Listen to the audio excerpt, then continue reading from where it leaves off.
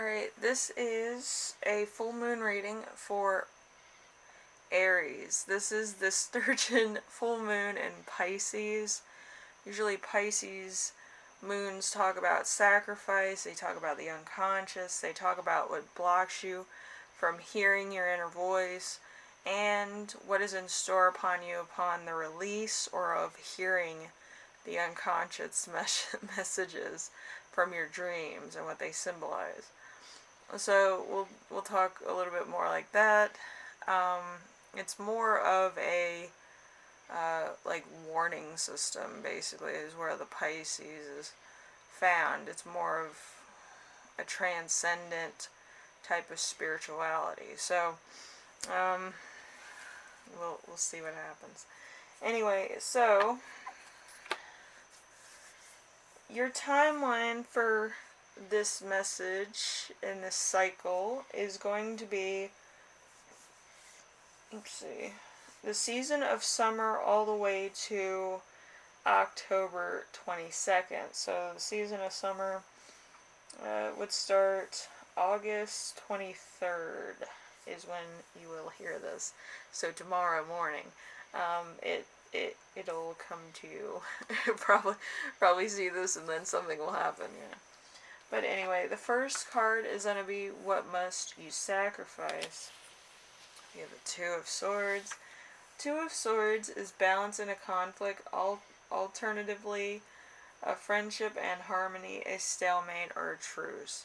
So you're going to have to sacrifice a friendship that you've been having problems with. It could also be a relationship that's kind of run its course, that you're trying to keep it together, or there's something that's not developing as fast as you would like in a relationship or a potential relationship. So you're kind of like, I need to let this go.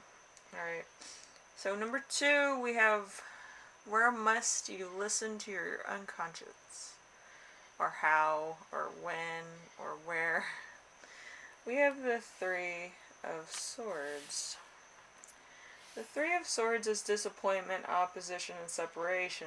A breaking apart of a relationship, delay, and absence. So there is something here that is kind of being a little bit more noisy than usual. Usually my cats would come in at this moment and fight or something, but usually if there's too much noise, you can't hear your inner voice, which is kind of true to some degree. But I feel like if you're distracted, you don't hear it either. So it could be that you have a lot of distractions, you have a lot of work, you have a lot of other things that you're worried about, and the messages that are warning you about a relationship, person, place, thing, or why this is taking so long to develop into a relationship could kind of be actually answered in your dreams or in your unconscious mind that you haven't connected with. Usually that's why people meditate. I know a lot of Aries are like, I don't need to meditate because you do need to meditate so that you can hear higher messages that your soul knows and your heart does not. So number 3, we have what blocks you from hearing it. We have the Eight of Pentacles. The Eight of Pentacles in reverse is not a good result for a love reading, but a lack of passion, silence in a relationship matter, and uninspired. You're big-headed with no motivation. You think your way is best. Like I said before, some Aries do not want to meditate so they can hear their higher good. But yeah, usually if there's silence on a matter of your relationship, you're not hearing the other person's side, or you're not hearing what is being said in the silence. Usually there is some answers in silence. So number 4, we have what is in store for you upon releasing this tension, releasing this relationship, releasing this potential of a relationship. We have the Judgment card. The Judgment card in reverse is lack of self-awareness, A calling you don't ignore, doubt, loss of opportunity, self-loathing, something which isn't meant to be, an outcome out of your control. So there's if it was meant to be, it would have happened, and if it wasn't meant to happen, it'll go away as fast as it came. This is kind of like the relationship is more like a temptation than something actually that would manifest into something more in your life. So it's just there for convenience, I guess. But yeah, you might actually want more, and this person's kind of not ready for it, or they don't want to get into a commitment because of other things that have happened. So, you'll kind of learn this. I feel like you probably are going to learn this around October 3rd. Um, just a feeling. So anyway, there's gonna be a lot of stuff that needs to be talked about right about now. So I feel like it's been going on for probably 2 or 3 years with like the same person that keeps putting you in the friend zone, and you kind of need to get down to the bottom of it. Okay, so we so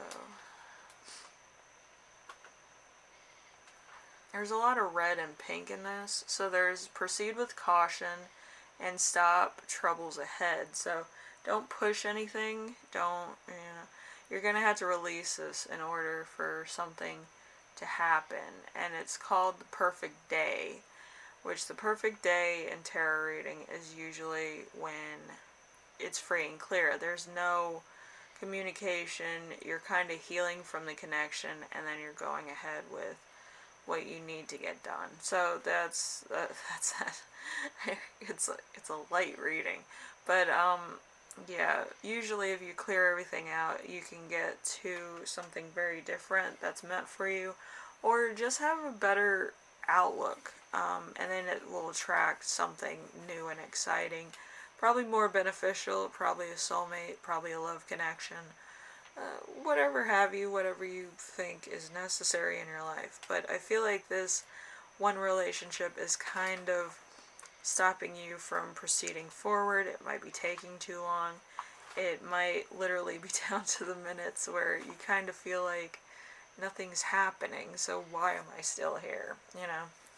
Anyway, Aries, hopefully this helps you out in some way, shape, or form. It gives you kind of a perspective, and it helps you out. So, yeah, I will see you in the next reading, alright? Later.